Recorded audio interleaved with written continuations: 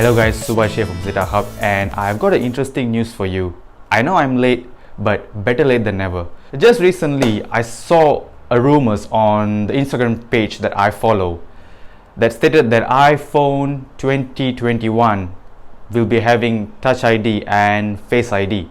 If you are following tech long enough, I believe you guys know that Apple wanted to put Touch ID and Face ID back on iPhone 10, which was released on November 2017. But the technology in 2017 wasn't sufficient enough to put a Touch ID underneath the display, so Apple went on to ditch the Touch ID and went back on one and only Face ID. Well, optic fingerprint was an option at that point, but I believe Apple doesn't want to go with optic fingerprint because it's less secure than ultrasonic fingerprint. Well, Apple had their mindset on ultrasonic fingerprints back on 2017 itself. And fast forward to 2019, we have seen plenty of ultrasonic fingerprint smartphones such as Galaxy S10, S10 Plus and recently released Note 10. And now there is a rumor circulating that iPhone 2021 will be bringing back Touch ID underneath the display. And I'm here to rain on a parade saying that no, Apple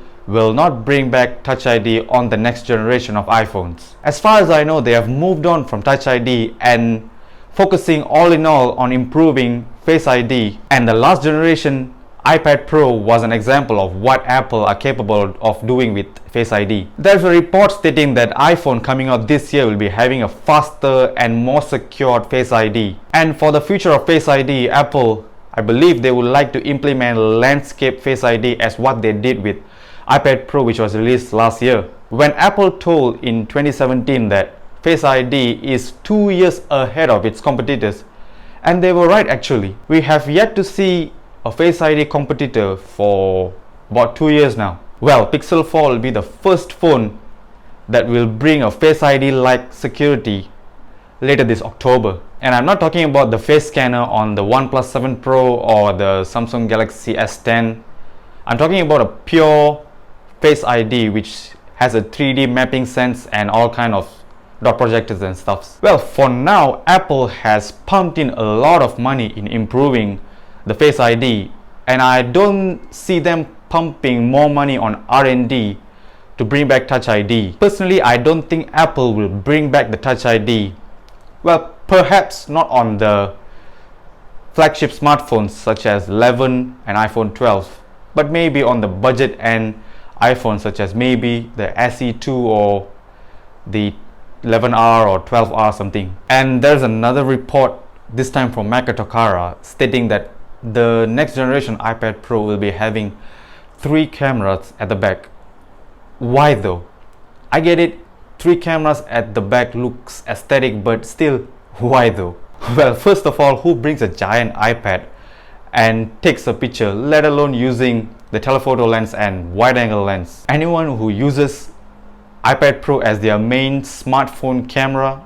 Anyone? Do let me know in the comments below. Well, to be honest, the current iPad Pro was the best ever product Apple has ever made. USB-C, 120Hz display, bezel-less screen all the way, and landscape Face ID, and also the iPad OS which is releasing on September, which will unlock everything that iPad was being held on back then. For me, my opinion, Apple should not focus on cameras on the next iPad.